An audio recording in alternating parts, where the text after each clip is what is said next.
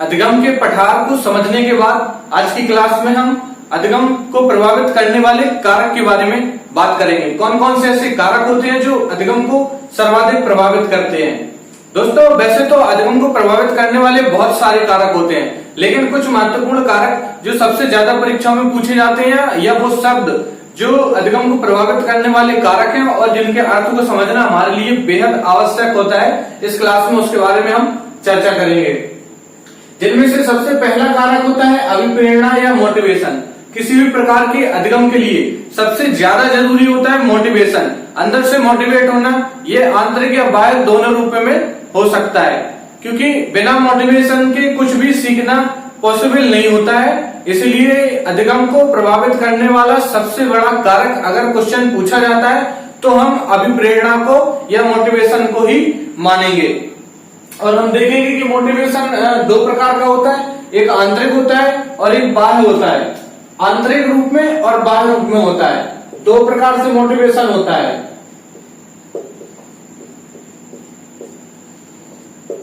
आंतरिक और बाह्य। आंतरिक रूप में मोटिवेशन कैसे होता है, पिछली क्लास में हम लोग एक बार इसके बारे में बात कर चुके हैं कि आंतरिक रूप में मोटिवेशन दो प्रकार से होता है, एक जैविक एक मनोसामाजिक।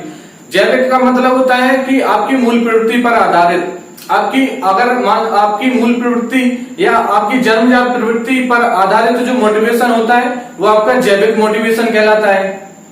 और दूसरा होता है मनोसामाजिक। मनोसामाजिक मतलब समाज की डिमांड के अनुसार, सोसाइटी की जो डिमांड है, और अगर आपको लगता है कि हमें सोसाइटी में अपना एक अच्छा नाम करना है, इसके लिए आप मनोसामाजिक रूप से भी मोटिवेट हो सकते हैं। जैसे कि हमारे समाज में या हमारी सोसाइटी में माना जाता है कि एक अगर सरकारी अधिकारी है, सरकारी ऑफिसर है, जो गवर्नमेंट ऑफिसर है, उसकी वैल्यू ज्यादा अच्छी होती है प्राइवेट ऑफिसर से। ये आपकी मनोसामाजिक मांग है, और इस मांग को पूरा करने के लिए लोग आईएएस या आईपीएस की तैयारी करते हैं। वो आंतरिक रूप से मोटिवेट होते हैं, लेकिन वो मोटिवेशन उनका मनोसामाजिक होता है। इसी प्रकार से विद्यालय में देखा होगा कुछ बच्चे कंपटीशन करते हैं। कैसे? एक तो शिक्षक उन्हें दंड का भय दिखाता है, पनिशमेंट का डर होता है, जिस वजह से वो सीखने की कोशिश करते हैं ताकि पनिशमेंट से बच सके। ये बाह्य रूप में मोटिवेशन है, क्योंकि ये शिक्षक के प्रभाव के कारण, उस टीचर के प्रभाव के कारण बच्चा सीख रहा है, उसकी स्वयं की कोई इच्छा नहीं है। इसी प्रकार से पुरस्कार प्राइज, ये भी एक प्रकार का बाह्य मोटिवेशन है कि बच्चे कुछ कंपटीशन में करते हैं या पढ़ते हैं या ज्यादा पढ़ने की कोशिश करते हैं, क्योंकि उन्हें लगता है कि क्लास में फर्स्ट या प्रथम स्थान आएगा तो उन्हें क्या मिलेगा, प्राइज मिलेगा या पुरस्कार मिलेगा। इस वजह से भी बच्चे मोटिवेट हो जाते हैं। और क्या दूसरा जो कारण है, विषय वस्तु या सब्जेक्ट, मतलब विषय वस्तु। अब बालक की विषय वस्तु में या उस सब्जेक्ट में अगर रुचि है तो ऑटोमेटिकली वो मोटिवेट हो जाएगा, या वो उसकी सीखने की गति तेज हो जाएगी। और अगर उसकी उस विषय में रुचि नहीं है तो वो सीखने की गति कम हो जाएगी। मतलब आपका इंटरेस्ट होना उस सब्जेक्ट के प्रति आपके सीखने को प्रभावित करता है। चाहे आपके सीखने में गति बढ़े या आपकी सीखने की गति कम हो जाए, दोनों ही रूप में आपका अधिगम प्रभावित होगा। इसी प्रकार से हम देखेंगे कि वातावरण एक बहुत ही महत्वपूर्ण भूमिका निभाता है आपके सीखने की गति में। वातावरण के द्वारा आपके सीखने की गति बढ़ती भी है और आपके सीखने की गति कम भी होती है। कैसे? कि आपका यदि वातावरण शांत है, नेत्र प्रिय है। नेत्र प्रिय का मतलब होता है आपकी आंखों को जो अच्छा लगे, शोभा दे। आपके कान को अगर शोर शराबा पसंद नहीं है और ऐसी जगह पे आप बैठे हैं जहाँ पे बाहर डीजे बज रहा हो या साउंड बहुत ज्यादा हो, ऐसे में आपके सीखने की गति में पठार आ सकता है, आपकी सीखने की गति रुक सकती है। आप याद करने के लिए बैठे, अचानक से बाहर से बहुत शोर शराबे की आवाज आने लगी, आपका ध्यान भंग हो जाएगा और क्या होगा, आपके सीखने का पठार बन जाएगा, आप नहीं सीख पाएंगे। इसी प्रकार से आपके सीखने का वातावरण शोरगुल नहीं होना चाहिए, एकांत में होना चाहिए, शांति प्रिय होना चाहिए। इसी प्रकार के जो वातावरण, आपके जो आसपास का माहौल है, वो आपके सीखने की गति को प्रभावित करता है, चाहे उससे गति बढ़ती हो या कम होती हो। इसीलिए आपने देखा होगा कुछ बच्चे लाइब्रेरी में पढ़ना पसंद करते हैं, जबकि कुछ बच्चे घर पे ही या क्लास में पढ़ना पसंद करते हैं। वो क्या, उनके वातावरण के अनुसार उनकी सीखने की गति को प्रभावित करता है। इसी प्रकार से पूर्व ज्ञान और नवीन ज्ञान वातावरण को सर्वाधिक प्रभावित करता है। बहुत ही इंपॉर्टेंट क्वेश्चन है, कई बार परीक्षा में पूछा जा चुका है कि पूर्व ज्ञान और नवीन ज्ञान क्या अधिगम को प्रभावित करता है? तो जी हाँ, बिल्कुल करता है, क्योंकि हमें लगता है ऐसा कि नया ज्ञान सीखने के लिए हमें पूर्व ज्ञान की कोई आवश्यकता ही नहीं है। तो ऐसा बिल्कुल भी गलत है, ऐसा नहीं होता है। कभी कभी क्या होता है कि पूर्व ज्ञान या नवीन ज्ञान सीखने में बाधा डालता है। कैसे डालता है? आपको कोई चीज पहले से आती है तो हो सकता है आप ओवर कॉन्फिडेंट हो जाएं। ओवर कॉन्फिडेंट होने के बाद आप नई वो भी चीज को छोड़ दें जो आपको और सीख लेनी चाहिए थी। हमारी क्लास में ऐसा अक्सर आपने देखा होगा, कुछ बच्चे जो घर से पढ़ के आते हैं, जिन्होंने पहले वो टॉपिक पढ़ा होता है, वो क्या करते हैं, कक्षा में बातें करने लगते हैं, क्लास में बातें करने लगते हैं। ना तो खुद पढ़ते हैं, ना ही दूसरे को पढ़ने देते हैं, क्योंकि उन्हें लगता है कि वो जो शिक्षक या जो टीचर पढ़ा रहा है वो उन्हें पहले से आता है। अब ऐसे में क्या होता है, कोई नई चीज जो उस बच्चे को नहीं आती है वो उसको भी छोड़ देता है, मिस कर देता है। किस चक्कर में? इस चक्कर में कि उसे तो वो पहले से आता है। तो क्या है, ये एक बाधा है। जो आप नया सीखने जा रहे थे, पहले के चक्कर में आप वो भी भूल गए या आप वो नहीं सीख पाए। ये क्या है, आपके पूर्व ज्ञान के कारण आपके सीखने में बाधा डालता है। नवीन ज्ञान क्या मतलब होता है कि आप कुछ नया सीख रहे हैं और पहले से वो मैच नहीं कर रहा। आपने पहले कोई विषय में किसी दूसरी किताब से आपने पढ़ रखा है या कहीं दूसरे सोर्स से आपने पढ़ रखा है। अब क्या होता है, आप नए व्यक्ति नए टीचर से या नई बुक से वही चीज को पढ़ते हैं। अब दोनों अगर मैच नहीं होती हैं तो वो नया ज्ञान आप पहले से आप पढ़ रखे थे, आप समझ चुके थे उस टॉपिक को। अब क्या होता है, अगला जो नया टॉपिक आया, नए तरीके से उसको सिखाया गया, वो पुराने से मैच नहीं हुआ। ऐसे में क्या होगा, कंफ्यूजन की स्थिति हो जाएगी। जो पहले आपने याद कर रखा था आप वो भी भूलने लगेंगे। क्यों भूलने लगेंगे? क्योंकि नया ज्ञान पुराने ज्ञान में सुसंगठित या व्यवस्थित नहीं हो पा रहा था, तो आप अनुकूलन नहीं कर पाए। इसी वजह से आप क्या कर सकते हैं, आपके अधिगम में बाधा आ सकती है।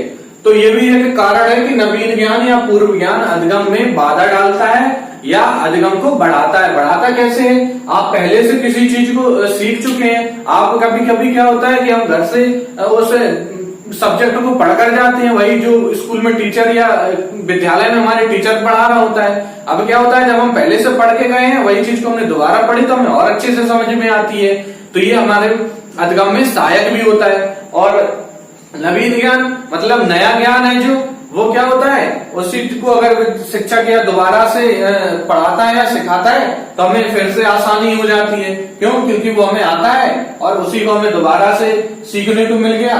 तो क्या होता है, अभ्यास के कारण वो हम आसानी से सीख जाते हैं। शिक्षण की विधियां, टीचिंग एड्स, ये भी बहुत प्रभावित करने वाले कारकों में महत्वपूर्ण है। क्योंकि क्या होता है कि हमारे शिक्षक की जो विधियां हैं, शिक्षण की जो विधियां हैं, वो बहुत अच्छा प्रभाव डालती है। कैसे डालती है कि किसी चीज को हम लर्न कर रहे हैं, किसी पार्ट को हम लर्न कर रहे हैं, किसी सब्जेक्ट को हम लर्न कर रहे हैं। ऐसे में क्या होता है कि हमारा तरीका भी उस पर असर डालता है। कैसे डालता है कि जैसे किसी विषय को याद करने के कई तरीके होते हैं। तो क्या होता है, कोई तरीका आसान होता है, कोई तरीका थोड़ा सा कठिन होता है। अब अगर हमें आसान तरीका नहीं है पता, हमारे पास ऐसा टीचर नहीं है या ऐसा कोई गाइडर नहीं है जो हमें बता सके कि आसान तरीका कौन सा है, तो हम उस डिफिकल्ट तरीके के साथ मेहनत करते रहते हैं और क्या होता है, सीखने में बाधा उत्पन्न होती है। वाकई में वो टॉपिक इतना कठिन नहीं होता है जितना हम उसको समझ लेते हैं। क्यों? क्योंकि शिक्षण की जो विधियां हैं, हमें उचित विधियां नहीं मिली हैं, हमें उचित तरीका नहीं मिला है जिनसे वो आसानी से सीखा जा सकता है। इसी वजह से क्या होता है, हमें थोड़ी सी परेशानी हो जाती है सीखने में। और अगर अच्छी विधियां हमें मिल जाती हैं, अच्छा तरीका मिल जाता है, सीखने का तरीका मिल जाता है, हम उसी को ढूंढते रहते हैं और जब हमें वो मिल जाता है तो हम बहुत आसानी से याद कर लेते हैं। जैसे कि किसी बच्चे को अगर हिस्ट्री के क्वेश्चन याद नहीं हो रहे हैं, इतिहास के प्रश्न वो समझ नहीं पा रहा, याद नहीं कर पा रहा, तो क्या करते हैं, उसकी भी विधियां होती हैं। कुछ बच्चे क्या करते हैं, रटंत विधि का प्रयोग कर लेते हैं, रट लेते हैं पूरे को। और जिनको रटना नहीं आता है वो समझ लेते हैं, समझने को उसमें अगर कुछ नहीं है तब भी क्या करते हैं, वो एक कहानी के रूप में उसको गढ़ लेते हैं। कहानी बनाकर भी याद कर लेते हैं। ये सारी विधियां होती हैं जो अधिगम को प्रभावित करती हैं। उसके बाद मानसिक विकास। मानसिक विकास क्या होता है? मानसिक विकास होता है कि आपका मानसिक विकास किस स्तर का हुआ है, आपका जो ब्रेन है वो डेवलप कितना हुआ है, ये भी अधिगम को प्रभावित करता है। कैसे करता है कि अगर आपका ब्रेन ही डेवलप नहीं हुआ है, आपका मानसिक विकास ही नहीं हुआ है, आपके अंदर चिंतन, कल्पना, तर्क शक्ति का विकास ही नहीं हुआ है, तो क्या करेंगे आप? किसी विषय वस्तु को आसानी से नहीं समझ पाएंगे। उसके लिए आपको बहुत ज्यादा मेहनत करनी पड़ेगी और हो सकता है आप उसको समझना ही छोड़ दें। बहुत सारी ऐसे टॉपिक होते हैं जो जिनके लिए एक विशेष मानसिक स्तर की आवश्यकता होती है। अगर आपका मानसिक विकास उस स्तर तक नहीं हो पाया है तो आप उसको नहीं समझ पाएंगे।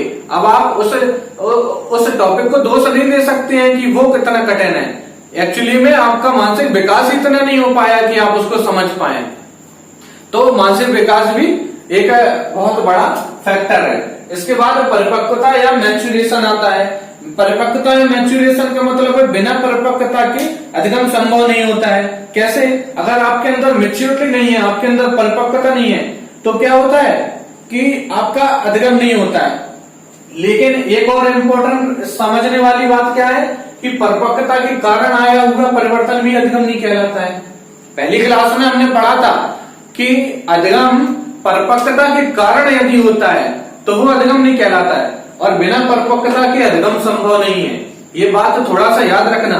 अगर सीधे सीधे क्वेश्चन पूछा जाता है कि परिपक्वता के कारण आया हुआ अधिगम परिपक्वता के कारण आया हुआ परिवर्तन अधिगम होता है, तो हम कहेंगे कि बिल्कुल नहीं होता है। लेकिन परिपक्वता के कारण अधिगम को, परिपक्वता एक ऐसा कारण है जो अधिगम को प्रभावित करता है। थोड़ा इसको समझ लेंगे, ये इन सब में सबसे ज्यादा इंपॉर्टेंट है। इसमें हम कंफ्यूज हो सकते हैं। कैसे?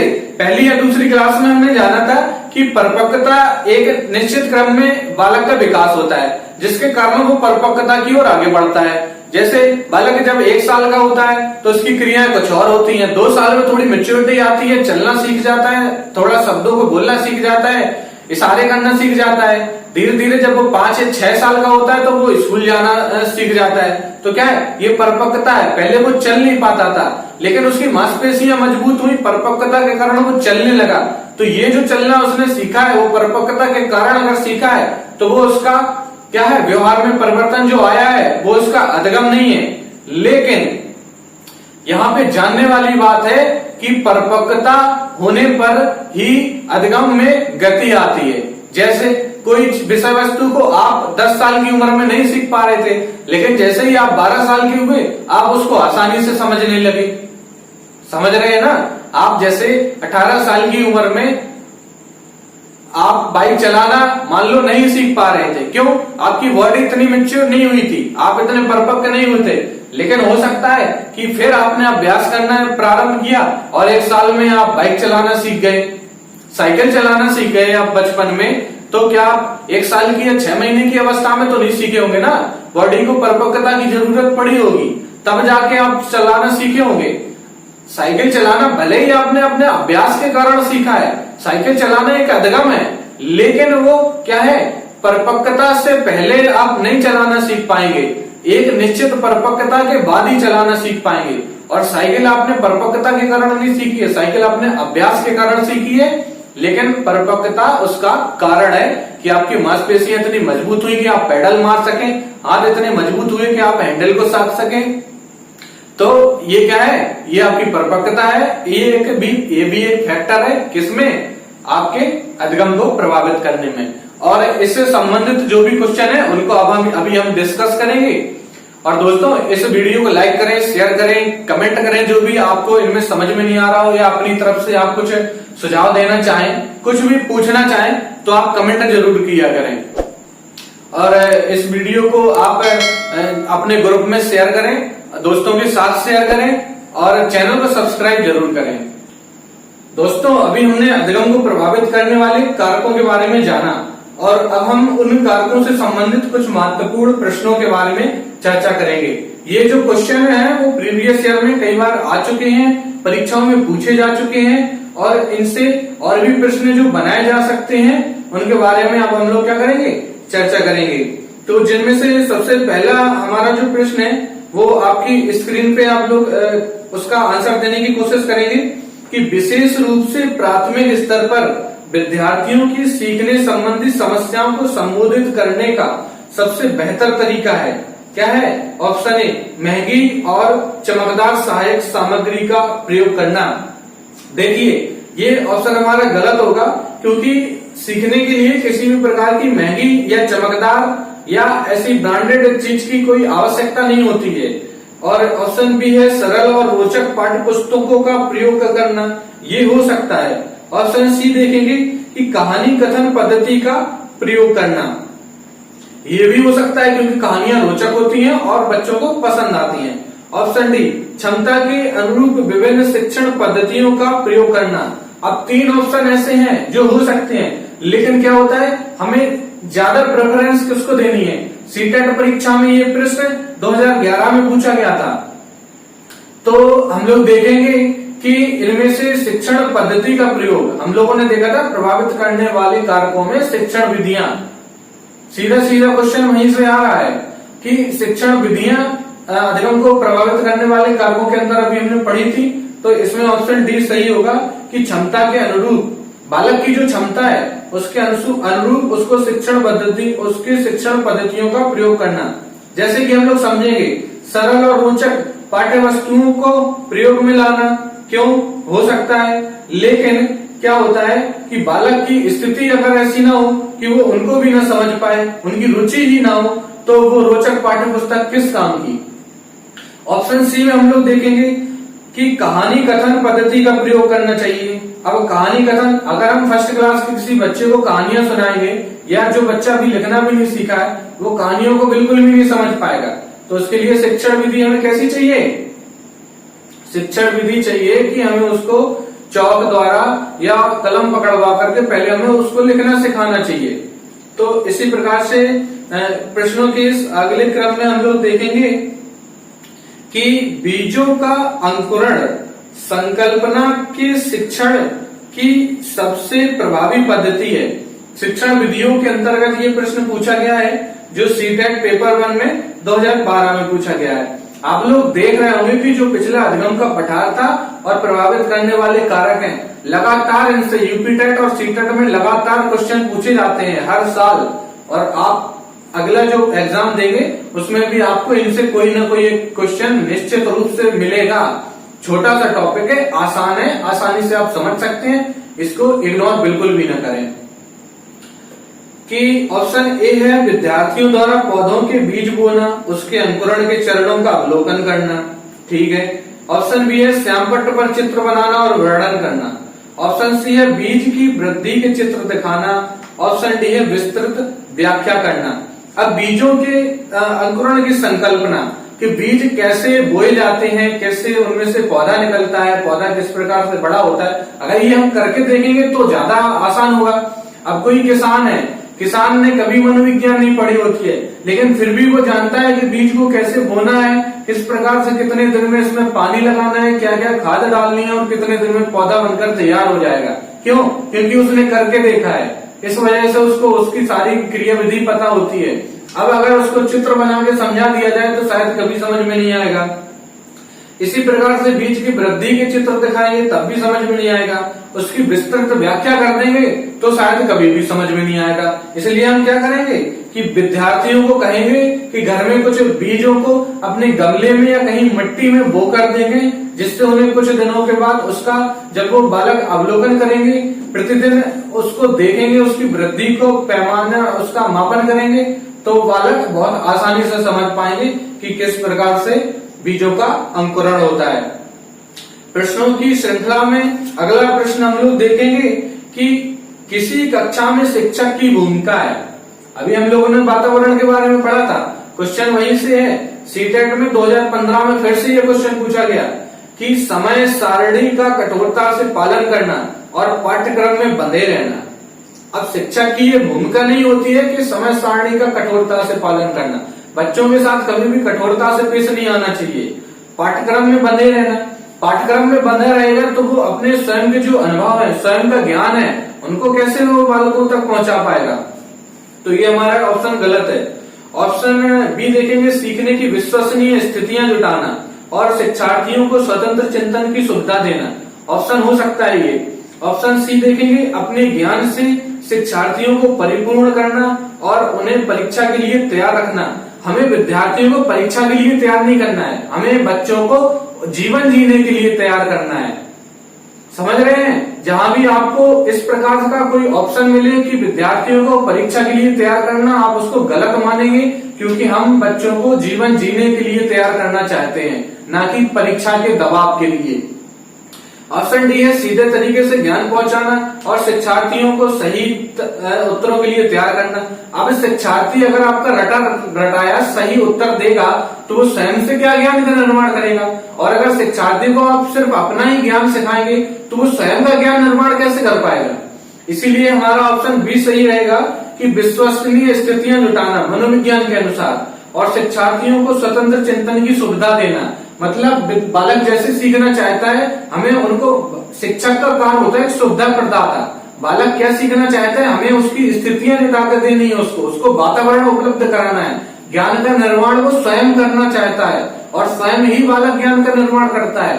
हम सिर्फ उसको वातावरण और ऐसा परिवेश उपलब्ध कराते हैं जिसमें आसानी से वो ज्ञान का निर्माण कर सके।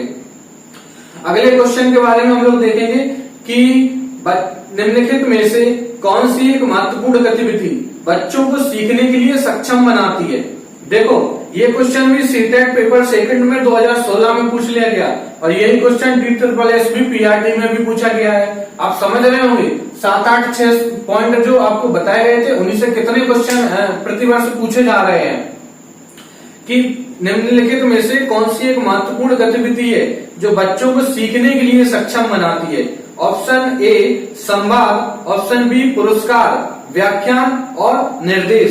हम देखेंगे कि निर्देश, अब हम निर्देश देंगे बच्चों को तो क्या निर्देश पाकर के बच्चे आपके अनुसार अपने ज्ञान का निर्माण करेंगे या वो स्वयं ज्ञान का निर्माण करेंगे अपने अनुसार। उसके बाद व्याख्यान, अब हम किसी बच्चे को व्याख्यान देंगे और व्याख्यान देने पर हमने भी देखा है जब कोई शिक्षक हमें व्याख्यान देता था तो हम क्या नींद आने लगती थी, हमें बोर हो जाते थे। क्यों? क्योंकि हमें परिवेश ऐसा उपलब्ध कराना चाहिए जिससे हम ज्ञान का निर्माण स्वयं करें, ना कि दूसरे का व्याख्यान लें। ऑप्शन बी पुरस्कार, पुरस्कार के लिए प्राप्त ज्ञान कभी भी ज्यादा देर तक नहीं टिकता है, क्योंकि बालक को अगर पुरस्कार की आदत लग जाती है, आप अपने बच्चे को अगर छोटे छोटे कामों के लिए उनको पुरस्कार देने लगे, आप अपने बच्चे से कोई काम करवाइए, उसके लिए आप उसको 50-100 रुपए दे दीजिए, 2-4 बार आप ऐसा करेंगे, उसके बाद बालक आपका काम बिना पुरस्कार या बिना पैसे के कभी नहीं करेगा। आपको कार्य करवाने के लिए, काम करवाने के लिए, अपना बात मनवाने के लिए पहले पैसे देने पड़ेंगे, पहले उसको कुछ इनाम देने पड़ेगी, कुछ ना कुछ उसको प्रलोभन देना पड़ेगा, तब जाकर के वो आपकी बात मानेगा। इसलिए संवाद क्या है कि सीखना एक सामाजिक प्रक्रिया है। सीखने के लिए क्या होता है, सोशल एक्टिविटी आवश्यक है। जब बच्चे आपस में संवाद करते हैं तो वो जिज्ञासाएं अपनी व्यक्त करते हैं, अपने क्वेश्चन पूछते हैं, कोशिश करते हैं, स्वयं से उनका उत्तर निर्मित करने की कोशिश करते हैं। इस प्रकार से एक सक्रिय ज्ञान का निर्माण होने लगता है। इसीलिए संवाद विधि को अरस्तु ने प्रतिपादित किया था और इसको हम सही मानेंगे। उसके बाद प्रश्नों की अगली क्रम में हम लोग देखेंगे कि यदि कुछ विद्यार्थी कक्षा में अध्ययन की चित्तवृत्ति में नहीं है तो आप क्या करेंगे। कभी कभी क्या होता है कि बालक आपस में चर्चा करने लगते हैं, बातें करने लगते हैं, उन्हें नींद आने लगती है, तमाम प्रकार की एक्टिविटी करते हैं, लेकिन वो पढ़ते नहीं है। तो अब हम क्या करेंगे कि बालक की चित्तवृत्ति में परिवर्तन आ गया है। ऑप्शन ए देखेंगे, उन्हें अध्ययन के लिए बाध्य करेंगे। बिल्कुल भी नहीं। किसी भी विद्यार्थी को या बालक को, स्वयं आपको भी कोई बाध्य करके कोई काम नहीं करवा सकता है। खासतौर से शिक्षा, पढ़ाई ऐसी चीज है जो बाध्य करके कभी नहीं हो सकती है, ये स्वेच्छा से होती है। ऑप्शन बी देखेंगे, उन विद्यार्थियों को कक्षा छोड़ने के लिए कहेंगे। अब विद्यार्थी को हमने कक्षा छोड़ने के लिए थोड़ी बुलाया है, हमने उनको पढ़ाने के लिए, उन्हें सिखाने के लिए बुलाया है, इसलिए हम उनको कक्षा से बाहर तो निकालेंगे नहीं। उन्हें चेतावनी देंगे कि वे अवश्य अध्ययन करें, नहीं तो आप प्रधानाचार्य को सूचित कर देंगे। अब क्या है, आपकी शिक्षण विधि में दोष है, चेतावनी आप बालक को दे रहे हैं। बालक कोई क्रिमिनल तो है नहीं कि जिसको आप चेतावनी देंगे। या उनकी शिकायत करेंगे। अब क्या करेंगे, उन्हें उनकी रुचि अथवा आप अपने विषय के अनुसार रुचिपूर्ण चीजें बताएंगे। बालक का जिन चीजों में इंटरेस्ट है, बालक जो चाहता है, आप क्या करेंगे, उसके अनुसार उनको पढ़ाना स्टार्ट कर दीजिए। बालक का अपने आप उस विषय में रुचि होने लगेगी, बालक स्वयं उत्साहित होने लगेगा सीखने के लिए। इसके लिए हम लोग क्या कर सकते हैं, इसके लिए विभिन्न प्रकार के शिक्षण सहायक सामग्रियों का प्रयोग कर सकते हैं। हो सकता है बालक को व्याख्यान कहानी सुनने में मजा नहीं आ रहा, तो आप लोग प्रोजेक्टर का यूज कर सकते हैं या एक्टिविटी करवा सकते हैं। उसके बाद हम लोग अगले क्वेश्चन पर जाते हैं। अगला क्वेश्चन आपकी स्क्रीन पर दिखाई दे रहा होगा कि जब भी क्या होता है, बच्चों के अधिगम को सुगम बनाने के लिए अध्यापकों को एक अच्छे कक्षाई परिवेश का सृजन करने की आवश्यकता होती है। अभी हमने वातावरण के बारे में जाना था, क्वेश्चन DSSB-PRT में उसी से पूछ लिया गया कि इस प्रकार के अधिगम परिवेश का सृजन करने के लिए नीचे दिए गए कथनों में से कौन सा सही है। पहला ऑप्शन देखेंगे, बच्चों के प्रयासों को स्वीकृति देंगे, ठीक है। बी ऑप्शन है अध्यापकों के अनुसार कार्य करना, सी ऑप्शन है बच्चे के अनुसार कार्य करना, और डी ऑप्शन है अध्यापक का सकारात्मक रुख। अब क्या है, सारे ऑप्शन कहीं ना कहीं ठीक है, लेकिन इनमें से सबसे ज्यादा जो प्रायोरिटी हम देंगे वो ऑप्शन डी को देंगे कि अध्यापक का रुख कैसा होना चाहिए, सकारात्मक होना चाहिए। सकारात्मक कैसा, बच्चे को एक ऐसा परिवेश उपलब्ध कराना चाहिए, ऐसा वातावरण उपलब्ध कराना चाहिए जो क्या हो, बच्चों के प्रयासों को स्वीकृति देता हो। बच्चे जो चाहते हैं वो आसानी से कर सकें उस वातावरण में। बच्चों की जो इच्छाएं, उनकी जिज्ञासाएं हैं, वो दबी ना रह जाएं। इसलिए बच्चों के प्रति अध्यापक को सदैव ही सकारात्मक रुख अपनाना चाहिए। इसी प्रकार से अब हम लोग अगला क्वेश्चन देखेंगे कि कक्षा का वातावरण कैसा होना चाहिए। फिर से वही वातावरण से क्वेश्चन। ऑप्शन ए है शांत, ऑप्शन बी शोरगुल से भरा, ऑप्शन सी अनुशासन से पूर्ण, ऑप्शन डी मित्रतापूर्ण। अब देखो, बहुत अच्छा क्वेश्चन है कि कक्षा का वातावरण शांत होना चाहिए। हम लोग देखेंगे कि जब भी बालक कुछ सीखना चाहता है तो वो अपनी जिज्ञासा को प्रकट करता है। जब भी किसी कक्षा में यदि शोरगुल नहीं हो रहा है, किसी कक्षा में बातचीत नहीं हो रही है, किसी कक्षा में आवाज नहीं आ रही है, तो वो कक्षा निष्क्रिय कक्षा मानी जाती है। उस कक्षा का कोई मतलब नहीं होता है। उस कक्षा का शिक्षक की प्रवृत्तियों में दोष होता है, क्योंकि वो अगर कक्षा शोरगुल से भरी हुई नहीं है, कक्षा पूरी तरह से शांत है, इसका मतलब वो अनुशासित नहीं है, वो बालक निष्क्रिय हो गए हैं अध्यापक के दबाव के कारण। इसलिए क्या होना चाहिए, कक्षा हमेशा जिज्ञासु होना चाहिए, बच्चों का प्रश्न पूछते रहना चाहिए, तभी वो कुछ सीखते हैं। शांत रहकर कभी कोई बालक सीख नहीं सकता है। इसीलिए बालक के शांत रहने को हमें अच्छा नहीं मानते हैं। बालक को जिज्ञासु होना चाहिए, क्रियाकलापों में दृढ़ होना चाहिए और बालक को सीखने के लिए तत्पर होना चाहिए। ऑप्शन बी शोरगुल से भरा। शोरगुल से भरे होने का मतलब है कि व्यर्थ का शोरगुल नहीं होना चाहिए। शोरगुल कैसा होना चाहिए, अध्ययन से संबंधित होना चाहिए। ऑप्शन सी देखेंगे अनुशासन से पूर्ण। अनुशासन से पूर्ण है कि बालक को अगर हमने क्रम से बैठने के लिए कह दिया है, बालक उठना चाहता है, उसका मन नहीं लग रहा, तब भी क्या है, अनुशासन आपने इस प्रकार से बना करके रखा है कि बाहरी अनुशासन आपने बना करके रखा है। बालक दबाव में आप अनुशासित है, और अनुशासन हमेशा आत्म से होना चाहिए। अगर आत्म अनुशासन होता है तो हम उसको सही मान सकते थे, लेकिन केवल अनुशासन है इसलिए गलत होगा। मित्रतापूर्ण, ऑप्शन ये सबसे अच्छा है, क्योंकि जब कक्षा में वातावरण मित्रतापूर्ण होता है, मित्रतापूर्ण का मतलब है अगर बालक के अंदर कोई जिज्ञासा है तो वह आसानी से अध्यापक से पूछ सके। पहले के जमाने में क्या होता था, हमारे जमाने में, कि स्कूल के टाइम पे जब कोई क्वेश्चन पूछना होता है तो डर लगता था, क्योंकि विद्यार्थी और अध्यापक का संबंध मित्रतापूर्ण नहीं होता था, दबावपूर्ण होता था, प्रेशर रहता था, डर रहता था, भय रहता था। इस वजह से क्या, बहुत सारी चीजें ऐसी होती हैं जो जिज्ञासाएं दबी रह जाती हैं और हम लोग उनको सॉल्व नहीं कर पाते हैं। इसलिए मित्रतापूर्ण व्यवहार करना चाहिए बालकों के साथ। इससे क्या होता है, अधिगम में तीव्रता होती है। अगले क्वेश्चन पे आएंगे हम लोग और देखेंगे कि आपकी स्क्रीन पे क्वेश्चन, अंतिम क्वेश्चन रहेगा हमारा ये, जो हरियाणा टेट में पूछा गया था पेपर सेकंड के अंतर्गत कि एक चिंतनशील शिक्षक कक्षा में ऐसी परिस्थिति उत्पन्न करता है कि छात्र ऑप्शन ए भाषण सुन सके। क्वेश्चन पूछना चाहता है कि कैसी परिस्थिति उत्पन्न करता है। ऑप्शन ए भाषण सुन सके, बिल्कुल भी नहीं। हमें विद्यार्थी को कोई लेक्चर नहीं देना है, हमें क्या करना है, ज्ञान का निर्माण करना है। ऑप्शन बी कक्षा के शिक्षक के भाषण के नोट्स ले सके। अब हमें नोट्स लेने के लिए विद्यालय थोड़ी ना बुलाया, नोट्स तो हम उसको घर पे भी दे सकते हैं। विद्यालय बुलाया हमने उचित वातावरण उपलब्ध कराने के लिए, जो उसको हो सकता है उसके परिवार में, उसके घर में ना मिल सके। ऑप्शन सी देखेंगे कक्षा में अनुशासन बनाए रखने के लिए। फिर से वही बात, कक्षा में अनुशासन बनाएंगे तो बच्चे पढ़ेंगे कैसे। ऑप्शन डी देखेंगे छात्रों और शिक्षक में पारस्परिक अंतरक्रिया को प्रोत्साहन मिले। देखो दोस्तों, जब भी छात्रों और शिक्षकों के बीच अंतरक्रिया होती है या छात्रों में अंतरक्रिया होती है, तब सीखने का ग्राफ हमेशा ऊपर की ओर जाता है। क्यों? क्योंकि अंतरक्रिया के द्वारा ज्ञान का निर्माण होता है और इस प्रकार से बच्चे आसानी से सीख जाते हैं, अच्छे से सीख जाते हैं। अधिगम को प्रभावित करने वाले कारक के बारे में हम जाना, उससे संबंधित कुछ महत्वपूर्ण प्रश्नों पे हमने चर्चा की। ये कारक बहुत ही ज्यादा इंपॉर्टेंट है, क्योंकि इनसे आपने देखा कितने क्वेश्चन बने हैं। क्वेश्चन और भी बहुत सारे हैं, धीरे धीरे हम उन सबको डिस्कस करेंगे।